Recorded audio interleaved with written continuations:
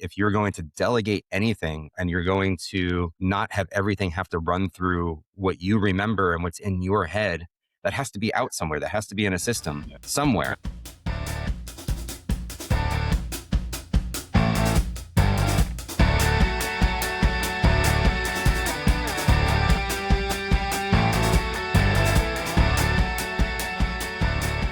All right, what's going on, everyone? Welcome back to the Fitz Franson Show. I'm Fitz. And I'm Franson. This is a show where we talk about leadership, business growth, and what it actually takes to build something that lasts. And without lying to yourself along the way. That's usually the important part. Yeah. So today we're talking about something that makes a lot of contractors kind of roll their eyes, but it's the exact same thing that's also keeping them stuck. And that is systems and data. Yeah, so we get the chance to talk to owners all the time who are unfortunately drowning in some of that chaos. They're maybe losing leads and dropping the ball on the follow-up game and maybe wondering why they're still working that 80 hours a week when they set out to maybe have a easier life out there starting a business. So today we brought in someone who saw that chaos firsthand and decided to, well, do something about it. Yeah. So we've got Jonathan Weinberg with us. Hey, John. Hello.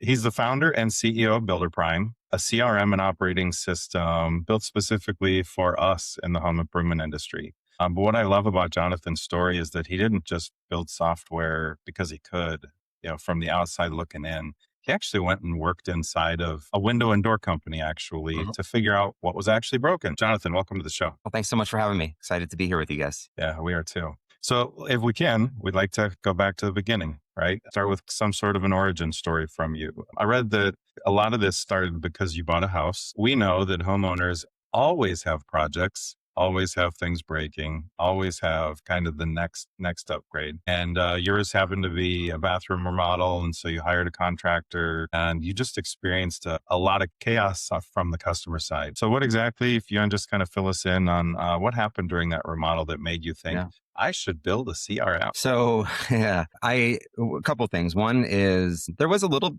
bit of chaos, but mostly I fell in love with it.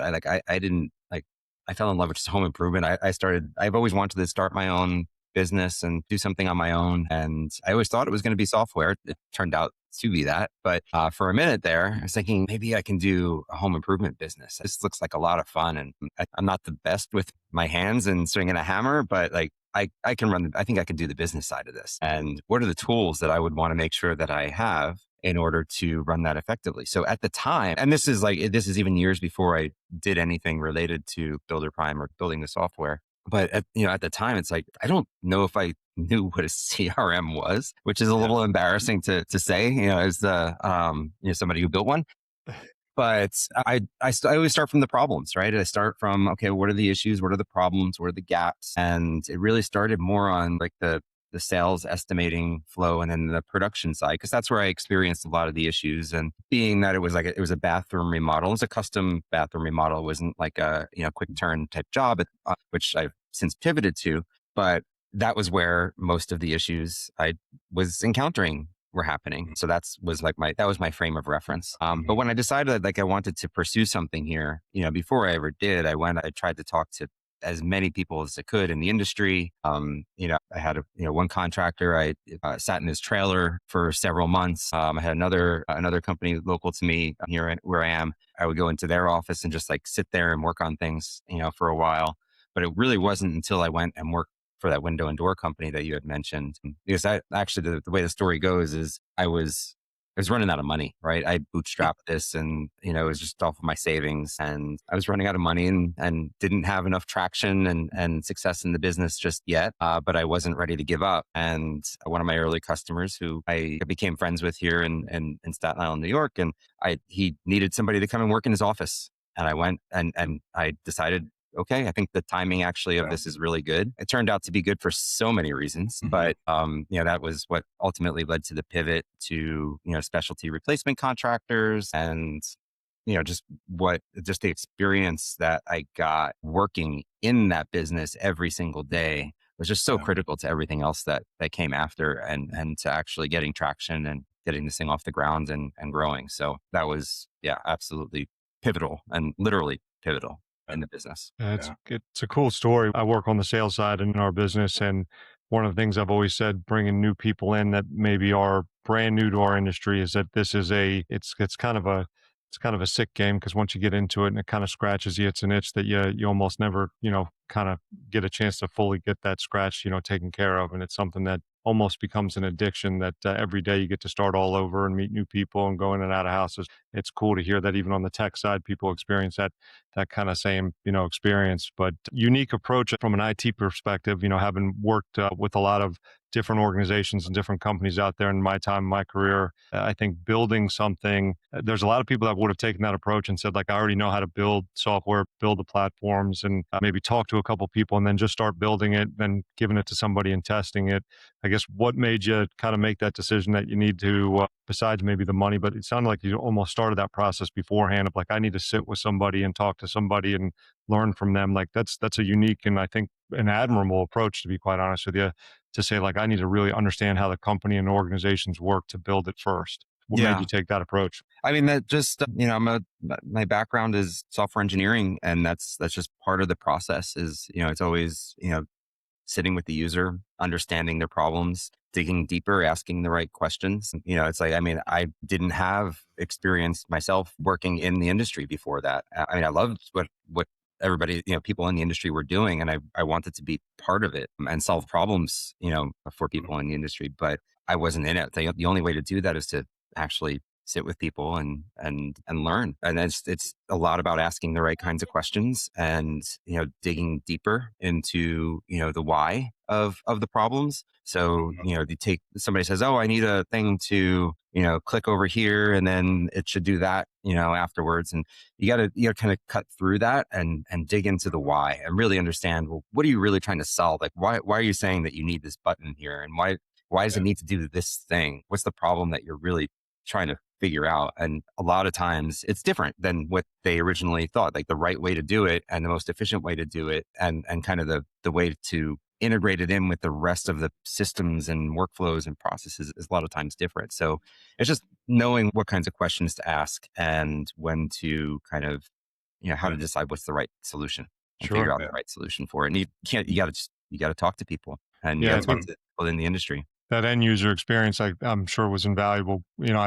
Hearing that and kind of knowing that experience, it reminded me of I've worked for a couple of different organizations, and obviously through that, a lot of different system changes and processes added to our game as we were going. And I was reminded, kind of going through your history, and we had a system that we were introduced to, and as simple as like the back button being put right where a signature was going, constantly messing up the contract signing for us at one point in time. It was like, man, the developer would have just sat with us immediately. They would have seen like, this should just be at the top of the screen kind of thing. So that's cool. Yeah. Very cool. Yeah. When you were sitting at a desk in the window and door company, you kind of mentioned he was also your first company. Was he using a different piece of software when you started with him, or had he already been working with yours? So he had already been like a Builder Prime customer for a little while. And like at that point, most of the feedback was coming from him, and that was just invaluable. But, I think I was still, despite trying to get as much feedback as I possibly can. And I think I was still naive, right? I was still naive about it. And, I didn't think I needed to go and like sit and work in one of these companies, like day in, day out, be in it. And I don't think this would have ever gotten anywhere at the end of the day if I hadn't, right? I mean, I still pull on so much of that experience today in terms of, understanding, what home improvement companies need. It's like still pull on that. And if I didn't have, so actually being in it was so much more important than I ever realized or thought. And I'm just fortunate that it worked out that way. And my naivete didn't just, kill it from the beginning. Did you ever have a time where you were in the business, an employee doing a job, and you were using your own platform, and you sat there and thought, who's the idiot that didn't make it this way? I can't remember what specific things there were, but absolutely. Like I would be sitting there. I'd be, on the phone with a customer, like, I need something to do this, and I would do it. And at that time, it was just, there wasn't a whole lot else going on that I could just, sometimes get those changes out the same day. And like, okay, tomorrow my job is easier. So Very cool. That's so good. That's good. Yeah. That's cool. What would you say, maybe if you can maybe name one thing? I just love the industry knowledge. It's so important. I manage Powerful Media, and we just help home improvement companies market. And a ton of them come to me and say, "You're the first agency I've talked to that knows what you're talking about. Mm. You know my industry. That's so valuable." So when you jumped in, you mentioned kind of being naive. Is there something specific that you thought was like, "Oh, this should work for everyone," and then you found out this just doesn't work for the industry I'm in? Well, yeah, I mean, even like I mentioned about the pivot to focusing on specialty and replacement contractors. Originally, I was like, okay, well, I had my consumer experience was a bathroom remodel. So I was like, I'm going to, look at the general contractor and, custom kitchens and baths, even maybe custom home builds, things like that. And what I realized is that it's really a very different product and need and solution for general contractors, and also like there's the difference between residential and commercial. It's a completely different type of use case. Sure. The difference between general contractors and specialty replacement. When I say specialty and replacement, I'm talking like windows and doors and flooring, concrete coatings and roofing and siding, fences, decks, things like that, where we have more of like a quick turn job and a high lead flow. Right. So that's one kind of use case and solution that's just so much different than general contractors. And then you talk about the like home services, so electrical, plumbing, HVAC being like the big ones there. Even that's a completely different solution that has, it's not the same in-home sales process, right? It's more like a technician-driven dispatch workflow, and Mhm. you're selling and installing a lot of times at the same time, and the technicians are the ones doing the sale. It's just a different it's a different type of solution and workflow. So yeah, that's definitely one thing that I had really no clue about Sure. when I was first starting out, and but that obviously became very clear, and that's where the CRM came from, right? Because it was my experience of working with the windows and doors and learning how important the CRM piece was, and that was like the heavy pivot at that point. CRM and CRM first, and but then kind of had the unique position of having a lot of the other stuff added on already, which was still very useful and also a little bit of a differentiator from others that focus on this type of solution, I'll say. Sure. Sure. Well, I think it's a good pivot to get into, because I think at its core, kind of what we do in this world is it is a simple math equation at its core, right? But there's a lot of moving parts that go into that math equation. So Mhm. maybe let's pivot and talk a little bit about the life cycle of a job, so to speak. And from the moment maybe a lead comes in, you have the lead comes in, it turns into an estimate, a sale, and then the production time, payment, and hopefully maybe finally turning that into some sort of referral. Right. With all the data that you guys get the opportunity maybe to see through the people that work with you, maybe share with the listeners that we have here, where are you seeing currently companies maybe losing maybe the most opportunity with either the way they're entering data or the data that comes in, or just maybe a loss of opportunity in general? Yeah, for sure. I mean, it's a lot of it's speed to lead, right? I mean, there's still so many companies that are not getting to their prospects, their leads fast enough, right? It's not 5 minutes is way too slow, right? And Oof. a lot of people are way beyond that. Yeah. You want to be minute or less that Yeah. you're getting to that customer when they're coming in the door, and that just makes so much of a difference in so many. I mean, it's so many different aspects of it, right? I mean, it's what allows you to be successful with digital leads and lead aggregator services and different things like that. But just in general, any type of digital lead it's table stakes. You have to get to them immediately and get the conversation started, and then from there, it's really one of the things that I see people struggle with is ensuring that you've got all of the up to date data. You've got a single source of truth about your leads and your prospects, your customers. Because if you don't, it's really hard to know what's the next step. Am I sending the right? Am I communicating the right types of messaging and taking the right communication steps at the right times to move this through the funnel? And if you don't have that clear understanding, the right hand knows what the left is doing. So like all of your messaging tools and emails and text messages and phone calls in your call center, and everybody's got to know like what the current reality is of each and every lead. And the only way to do that at scale also is through automation. So, it's having I see a lot of different systems trying to kind of piece it together, and then you end up with, end up looking kind of stupid sometimes, with, it's like sending the wrong message or sending the wrong information or not following up when you should be following up, and things slip through the cracks. Like that happens all the time. Sure. So, so that's one of the things that I see there, and one of the things that we really try to help our customers figure out and do better with. Sure. Yeah. Fitz, he's our favorite guest because he just nailed it on speed to lead. Sure. Less than a minute. I love it. Yeah. 5 minutes is too long. Yeah. And we have customers that are like, well, I check my email at the end of the day. Like, what? Yeah. And you wonder why your calendar's empty? Come on.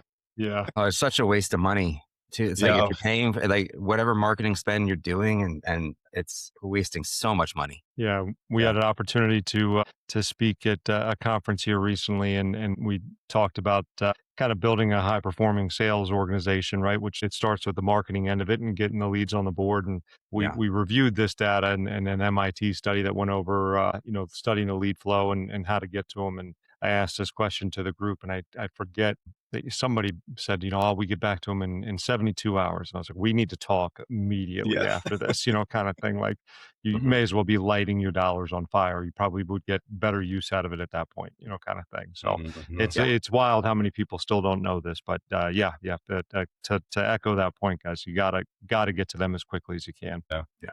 One of the things that you have been talking about is just kind of the difference between buying a piece of software, and you touched on it just kind of in passing. You said people have their systems kind of spread out, and there's a difference between having different standalone pieces versus building an operating system for the business. Right. And so for owners out there listening right now who maybe have a CRM, maybe don't, maybe running their business on whiteboards and sticky notes and notes on their phones, what can they expect? Like, what's this like?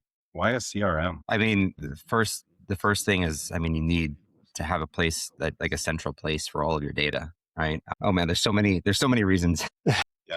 First, you need a central place for your data, and you need to have like a standard set of systems and processes around that data and your overall customer journey to do anything at any kind of scale, right? Every CRM is going to have some level of automation, and so to make sure that you can get the type of automation that you need built into whatever CRM that you're working with.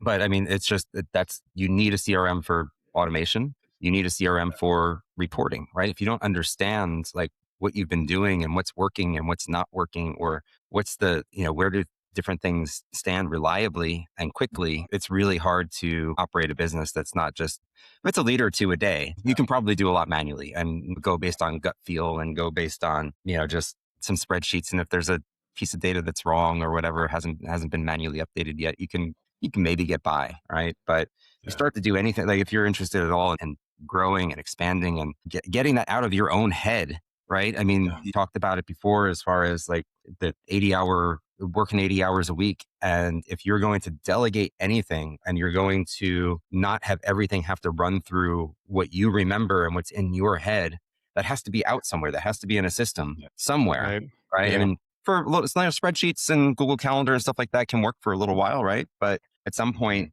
you need something that's a bit more robust, and it's going to give you the types of insights and things that you need, and drive the automation and have the full communication through the whole customer journey, not just the spreadsheet over here and a spreadsheet over there. Yeah. And I did have to ask that question because we have customers that use a Google Calendar for everything. Oh yeah, there's sure. Yeah. For those listeners out there, you know who you are. Yeah. You talk about scaling, right? So my work with Jay and the team at Powerful, I help on basically that side of the business, the companies that are looking to grow their sales teams and, hey, we want to expand and go from 1 million to 5 and 10 and that kind of thing. Companies that have signed up with you and say, hey, we're looking to scale. It's time to bring in this system, move off the whiteboards and the Google calendars and those kinds of things. Is there any maybe story or example that you have of like that aha moment where they've gotten this data centralized, they've been able to maybe offload something, and there's this point of like information they've gotten where they go, oh man, I didn't even realize this was happening inside of my business, or I didn't realize I could make this decision with my money better, or something along those lines. That I refer to aha moments a lot in our business, whether it's a sales rep kind of like realizing they know how to do this better or something along those lines. But owners go through that on a regular basis too. Anything Yeah. like that that you could share? Yeah, for sure. Yeah, this is a company that was a little further ahead already, but just struggling on various different places, and just balls were getting dropped. They weren't following up well with customers, and it was showing in their Google reviews, right? They were getting like 1-star Google reviews, and they were just like, they really cared. It's like, it's not, they had processes that were broken, and that they just couldn't figure out how to like keep everybody accountable and on the same page. And, putting that in place the day they, I forget the name, what she called it, but she remembers the day that they went live with Builder Prime. And it's like, we haven't had a single bad review since we've implemented Builder awesome. Prime. And it's like, she talks about how this has like changed her life. She's like, she doesn't have to always be in the office anymore. And now she splits her time between, where the main office is and, something several states away. And, she's able to kind of let go of things and know that things are handled and accounted for, because there is that process. I love to hear those kinds of stories where it's just like, it's something that was consuming for her, and she just was kind of at a loss, and like, she was able to step out of the business, and it's operating better than ever did before, so That's cool. yeah. That opportunity for freedom, understanding your numbers and having access to it like that, that's a cool thing. So that's an awesome story. And there's actually, and then there's another story the same customer shares as well, because it was, they dealt with a difficult customer that was basically contending that they didn't operate in an honest manner, or they didn't do the right thing, or they lied about it, some whatever it was. And there was actually a lawsuit as a result. They did nothing wrong, right? They Sure. absolutely were completely doing everything that they were supposed to be doing, and responsible, honest, everything. But they were able to use the system to get that lawsuit thrown out, basically, because it's like they had all of the evidence, they had the paper trail of everything that happened, all of the communications, the contracts, exactly everything that happened. And so that's another thing. It's like photo management. Like I have no stake in like a tool like Company Cam, right? But even a tool like Company Cam that you can document with photos, it's just something to help cover yourself for all of it. It's got a lot of other benefits too, right? But just to be able to cover yourself in case of something, that some sort of disagreement that might happen, and you've got that evidence and that paper trail or that photo trail. So that's another thing that's also really important about just having these systems and having the data For sure. and having it auditable. Yeah. Mhm. Unfortunately, I have a story or two like that in my time running some organizations that, unfortunately, some customers do lie at times, and we do have to have things documented, and that CYA is an important part of the system as well, too. So that's good to know that they got that experience too. Yeah, I love those. So I want to talk about something that's near and dear to my heart, and it's AI. Yeah. I could talk for hours. I'm messing with it way too much. Yeah. My token usage is, some days it's embarrassing. So you guys over at Builder Prime have been talking about it too. AI and automation just go hand in hand at this point. It just is the way of the future. And it's funny, a couple of years ago, I started using ChatGPT 3 years ago, I think. It was pretty new at the time. The model was pretty basic. I mean, it did the basic things for me, like write emails and brainstorm with me and that stuff. And we've moved so far beyond that with what the capabilities are just by speaking English to it. Mm-hmm. And I know that you recently did a webinar on how contractors can use AI the right way. So maybe tell our listeners a little bit more about what does the right way look like for a home improvement company who is still kind of concerned about losing that personal touch. Yeah, for sure. So this is not a new story. Like when you talk about the personal touch, I've been hearing this since way before AI. It's like, oh, I don't want this automated message to go out because it's not personal enough. And it's very even taking the AI out of it, like that's okay. And like people expect that, and people appreciate that they have you have the systems or the tools, even if it's not a real person, they can still do what they need to do. And there are definitely times, right, where you want that personal touch, and there has to be that person behind it. And there has to be that trust that's built with, from that. But, people want to see that they're working with somebody who's got their stuff together and can, has systems in place, to make sure that the customer is taken care of. So it's like, I don't know. I don't worry too much about like losing the personal touch, as long as they know that, there is somebody accountable at the end of the day. That's really what matters. It's not like, oh, this was, I think this was written by AI. I can tell. I look at the M dashes and it says the word delve in it and whatever, so, but you can also get rid of those things, right? I mean, we've built some different processes within Builder, and this is like on more on the internal side, where it's like, there's ways to make sure that the language is humanized, and, it talks the way that you talk, right? And you can train it to have the types of, down to the phrasing and the types of things that you do talk about and you don't talk about. And it's really good at it, right? It's really good at kind of using that and following the instructions to personalize things in a way that honestly, it's better than what you could do anyway. It's like if you were doing it personally all by yourself, right? It can do it as long as you give it good inputs, it can do it better. Yeah. So it's like, I used it for so many things now, where it's just, man, this could just do it better and faster than it, not just faster, but better than I can do it. So this is the way to do it. So I don't know. I don't think it's worth worrying too much about the personal side of it. You can make it super duper, like more personal than ever before.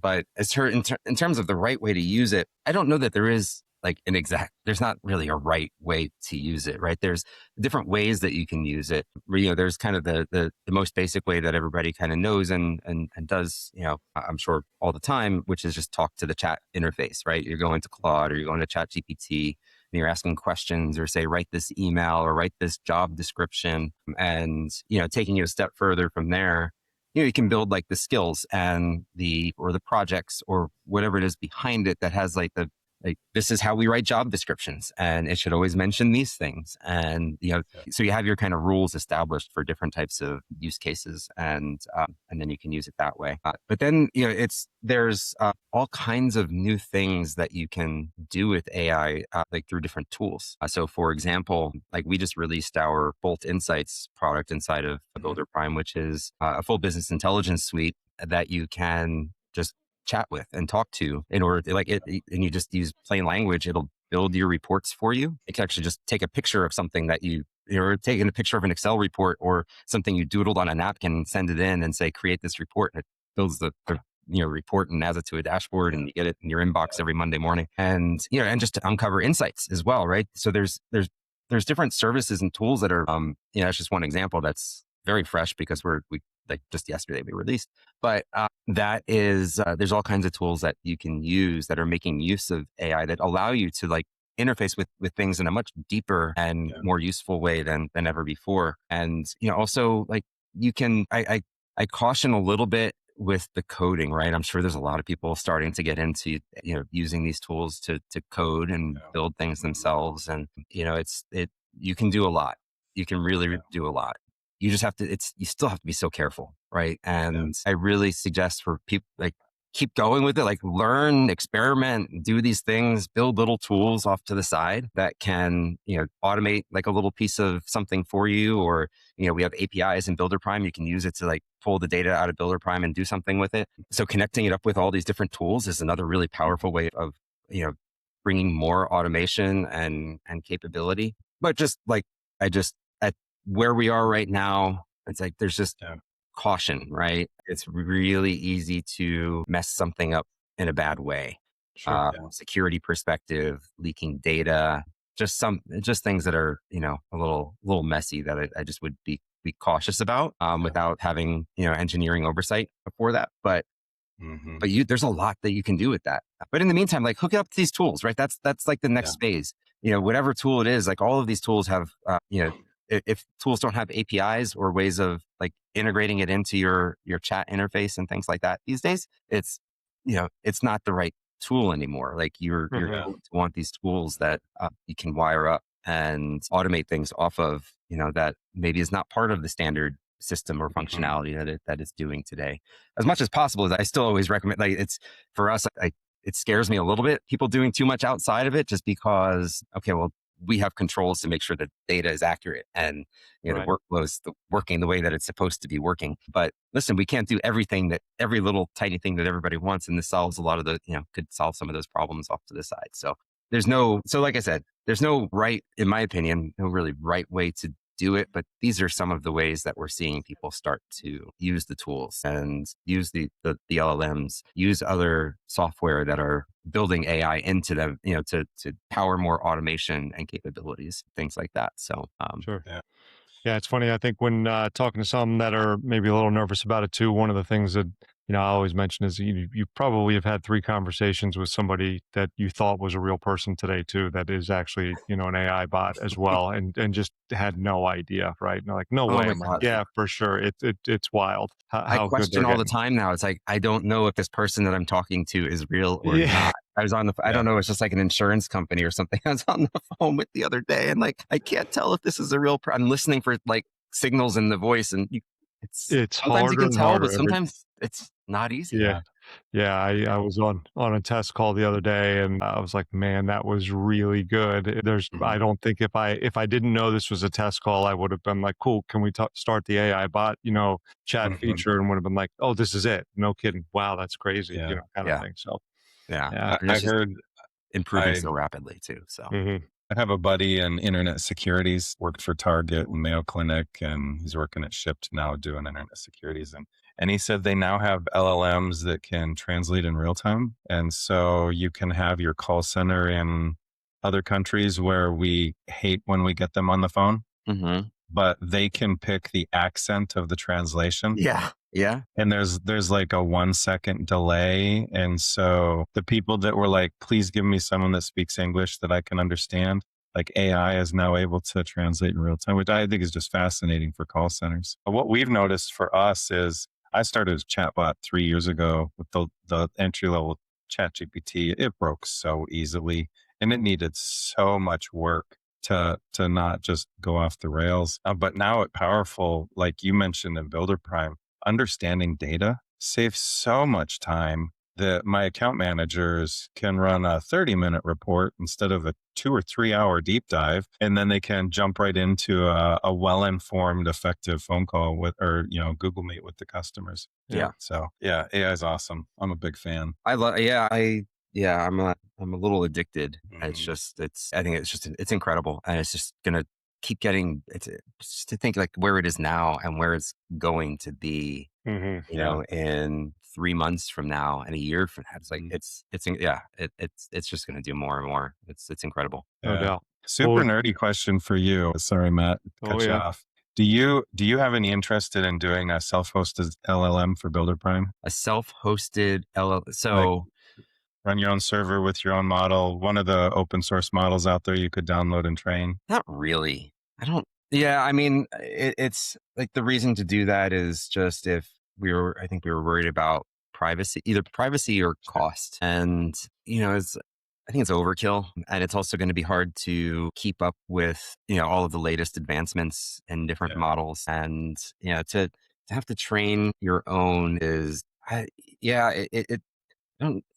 you can have to me, I don't have this super deep knowledge, just understand, how companies are training the models now, right? I know it's a very involved process for how they train the models, but you can do so much with just instructions, and it's like the context windows are getting so much bigger, and they're able to manage those context windows. I mean, you still got to be careful. Like that's a context window is just like how much memory like a conversation has essentially, right? So I can only fit so many tokens or so many words before it starts to hallucinate, because it's, not picking from, it's not like reading the right, background text or information and things like that, right? But context windows are getting much bigger, and they're able to manage them so much better that I think I feel like that's going to be less and less of a thing that you need to do, because you can have all of these instruction files and all of these kind of things that kind of train it like after the fact, as opposed to having to train the underlying model itself.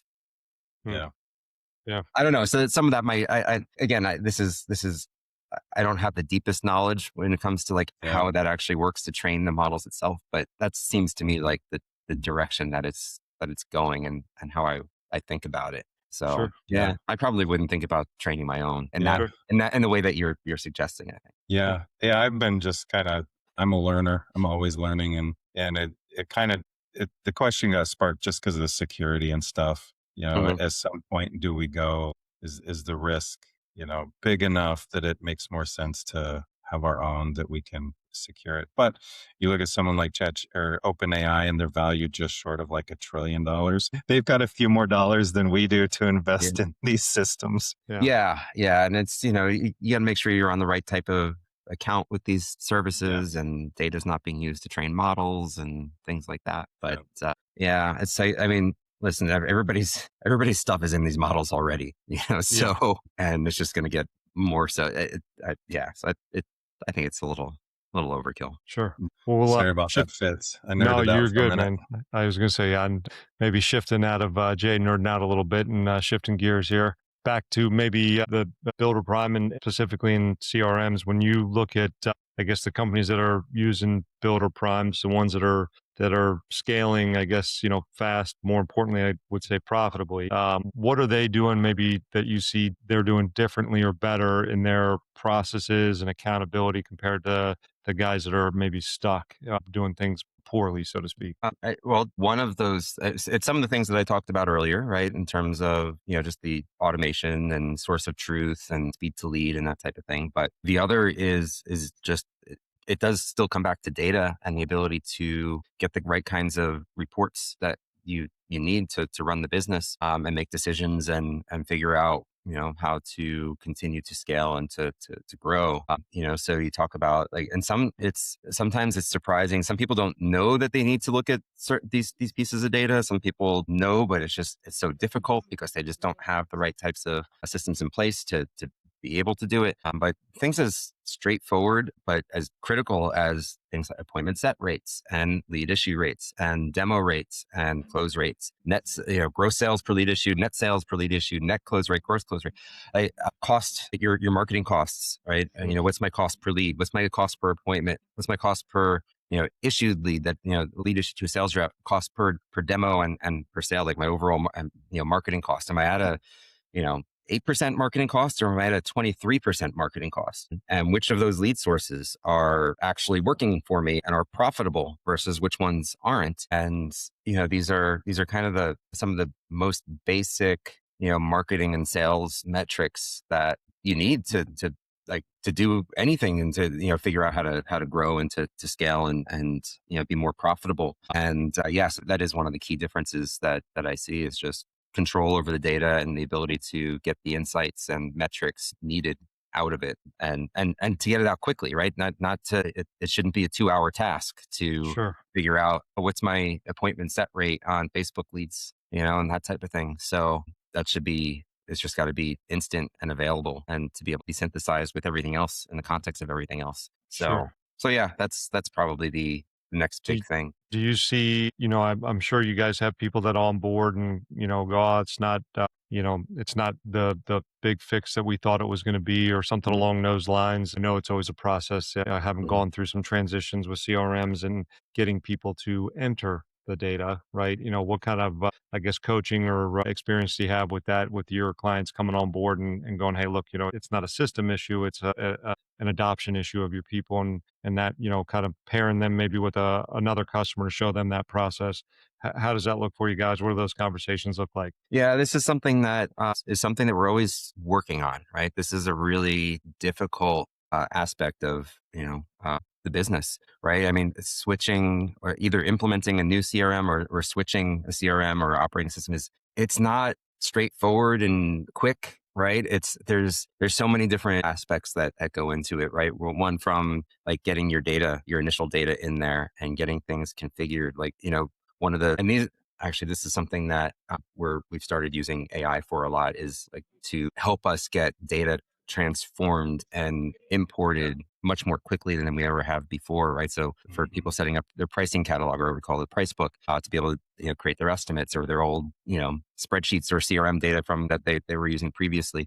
So that's always that sometimes is a bottleneck when people can't see their own information in the system. It's harder to kind of picture and see like, okay, here's how I'm going to use this. Right. So being able to get that data in quickly and earlier on, I think is important, to kind of show progress and show that like, okay, this is how it looks. And I can make more sense of what the process actually looks like. But then just the change, the overall change management around processes. And, some people take the change easier than others. Some people have, are really good at using different software, and some people just really struggle, and getting that adoption and training is not always easy. Some companies and some people it's easier than others, but you kind of have to go in with the mindset of like, okay, I'm implementing this new, like, whether it's Builder Prime or something else, right?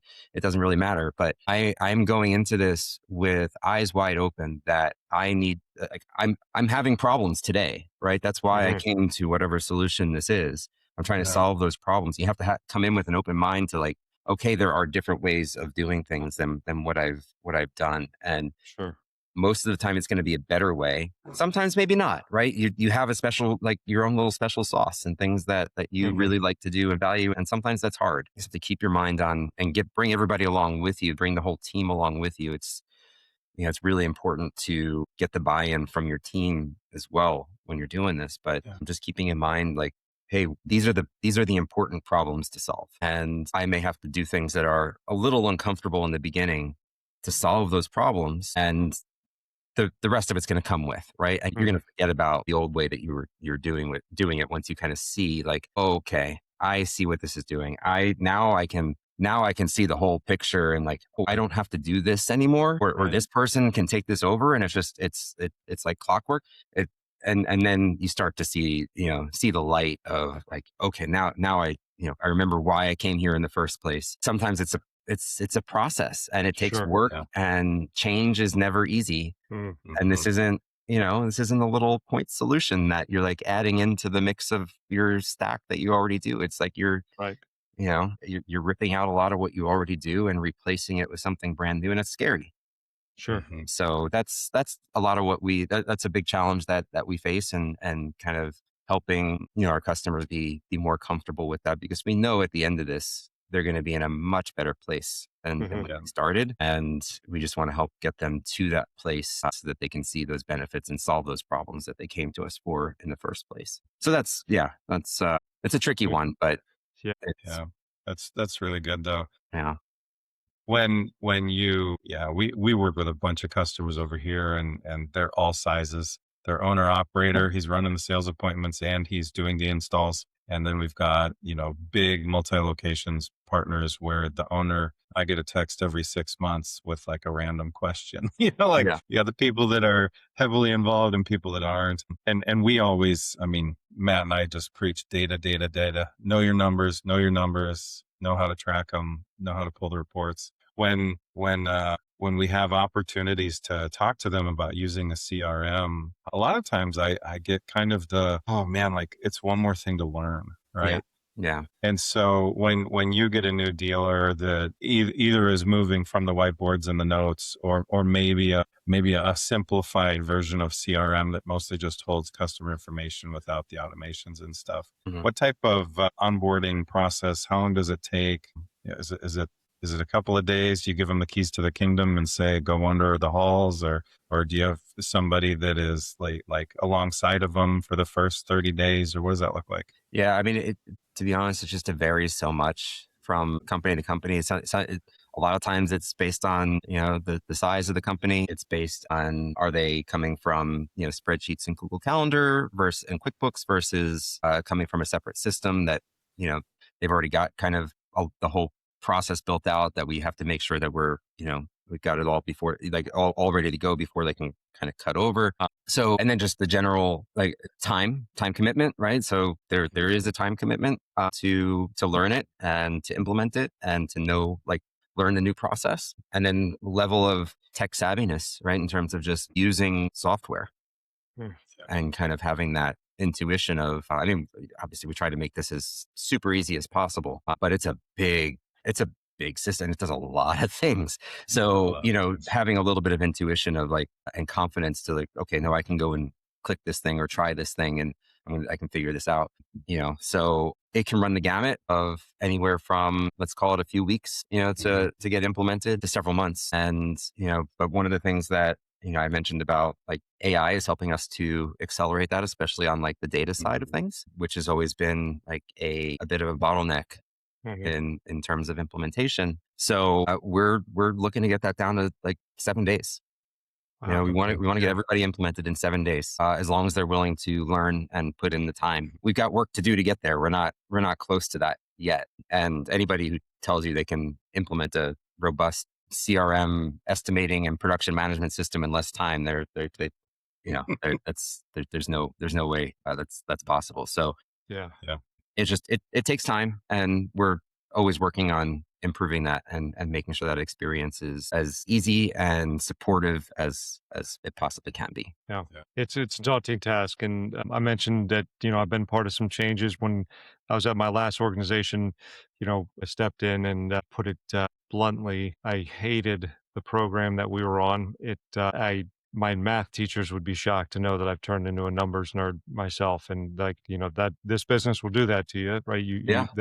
The data will, help tell you the start of a story, right? And help you kind of make some good decisions. But, for about a year and a half, I, was preaching we need to do something different. We can make better decisions. We can make decisions faster if we can, get these things, automated and run better reports and all of these things. And finally convinced our, team that we were going to make a change. And then, okay, what are we going to change to? And there's, hundreds of options out there. So I guess looking at that, if you could, I guess, give us kind of the elevator pitch, so to speak, of like what makes Builder Prime like genuinely different than maybe the other options out there. And if I'm in that position again, why am I choosing Builder Prime over some of the others that are out there? Yeah, absolutely. So start with like who we actually work well for, right? And who we work with, right? We, like I said it in the beginning, we work with specialty and replacement contractors, somebody that's doing, quick turn jobs. Let's call it a week or less. A lot of times it's like 1-day jobs, and you have a lead flow that you have in-home sales and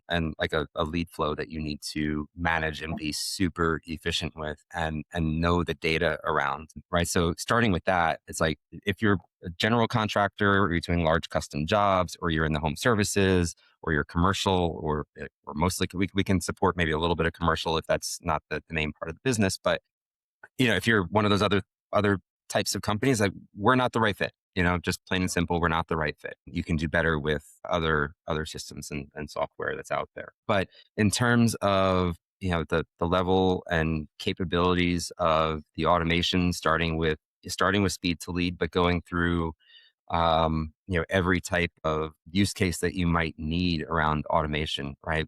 That's foundational to what we do, and so it's that. The other main thing is it really is that all-in-one, right? You can have the entire critical workflow of that customer journey in one single system. Now we integrate with other systems and we partner with other softwares and things like that. But when it comes to like that critical customer workflow that just needs a higher level of automation, putting those in kind of disparate systems does you a disservice, right? Because it was like I was saying earlier, it's that the right hand doesn't know what the left hand is doing, and you lose track of the data and you lose track of the communication and you lose track of the customer experience. So having that all in one, where it's everything from initial lead through marketing automation capabilities, through estimating, through full production management and rehash and everything that, associated with that critical customer journey, it is an all-in-one system that has a tremendous amount of capability to support that whole entire workflow.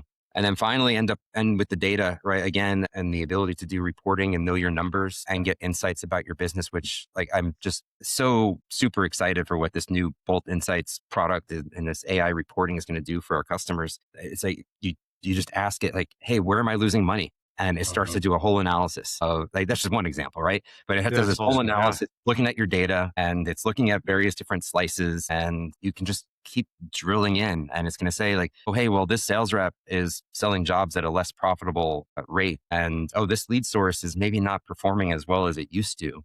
And it's just whatever it is, like, and then it's going to give you some of these different insights, and you just drill into it, and it's just it's so powerful. But again, that's like, if we didn't have all of the data together in a single place, the ability to meld that data together is so hard. That's like the hardest thing, to be able to get the right kinds of reporting and insights out. I feel like we're kind of we've been building this all-in-one thing for so long, and this just unleashed to another level, what we can do, and I haven't seen anybody else, with that same level of capability. Very cool for that type of thing. So anyway, that's my. Sorry, it's a little bit of a long one, but that's I like it. It's good. Pitch. I like it. Yeah, that's good. There you go. You might have answered my next question then, which is kind of along those same lines. Is in the world of IT and data, things are constantly changing. I mean, if you follow AI updates, pretty sure they roll out another model like every month, I think. Yeah. And each of them are claiming this is the best one ever. And they're adding, utilities in AI. But in your world, what are you most excited about in the next, 6 to 12 months or 12 to 18 months that's coming your way? In terms of like what's going to be coming into the product and that type of thing?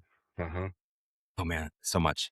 One, like, before I talk about like just AI capabilities in the product, we've got our whole engineering team enabled with all the latest tools, and we're making a big push just to accelerate what we can deliver. So it's just all kinds of new capabilities and improvements to the platform. We got to be a little careful. You end up with sprawl, and it's just like there's features all over. It's like not every feature is needed, or sometimes adding a feature is like taking away from other things. So we're figuring out how to keep it simple too. But I'm just really excited about the ability to deliver product even faster, and then like AI voice and text messaging built into the product. Again, it's like the Builder Prime has the source of truth. It knows everything about the customer and where they currently sit.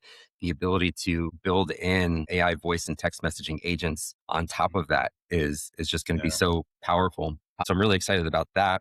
AI estimating. So being able to just say like, hey, build an estimate. I'm doing concrete coatings on this 450 square foot garage, and I've got 80 linear feet. I've got to do this crack repair for 10 linear feet and add in 2 steps. Boom, there it is. It's like, or it asks you, oh, well, what color were you looking for? And it just asks you the questions that are missing and builds it out, and that's it, right? So all of these kinds of things that we're gearing up to be able to do, and also just making this more accessible. Like I was mentioning before, even like we've got the APIs, but we're going even further, right? So that you can use the system with whatever kinds of AI tools that you might want. So I'm really excited about enabling more of that. I can go on, but those are some of the big things. Cool. Yeah. Yeah. I love that stuff. Well, this has been incredibly practical. A lot about a lot, Jonathan. So it's been really good. I've had a good time. But I want to go back to know your numbers. Yeah. So if there's one metric or one piece of data that every contractor listening to this should start tracking tomorrow morning, what is it? One, huh? Okay. I'll go. That's tough. Net sales per lead issued. Okay. It's a good one. I think it's a really good metric to really understand your overall performance and what you're, are you charging enough money? Are you making enough money? It's a good indicator for a lot of those kinds of things. So if I have to choose only one, for the record, Jay, he chose a sales number, not a marketing number. It's all related. It's all related. It's you don't have to. It's okay. We know where. I know. Yeah. Jonathan, where can people learn more about you and what Builder Prime is? I guess building currently. I guess website is builderprime.com. You can sign up for a demo. You'll get free personalized demo there, or check out a free trial. Reach out to me, and LinkedIn is probably the easiest way. So send me a message on LinkedIn, and happy to chat with anybody. So yeah, I really appreciate you guys having me on. This was fun. Absolutely. Yeah, it's been a pleasure. We'll make sure we'll include links in the description here for anybody looking to connect. We highly recommend it. We know we have some customers that work with Builder Prime and have been, their businesses have grown as a result, and have been really happy working with them and partnering with them as well too. So Jonathan, we always give our listeners an opportunity for or our guests rather, for the listeners here, any last thoughts or ideas that maybe we haven't covered that you were hoping to share today? I think we really covered a lot. We covered a lot. So nothing comes to mind. No worries. Good. Yeah. That means this episode went well. There you go. I love it.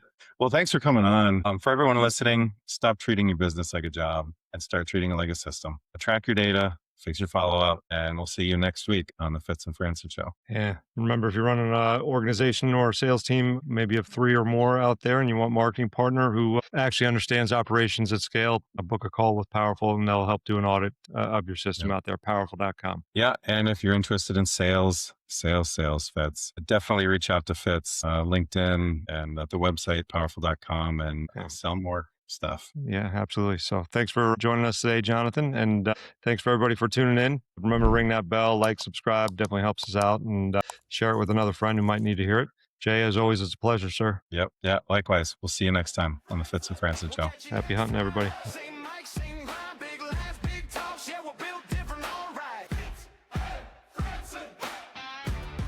Thanks for watching. Now get back to work.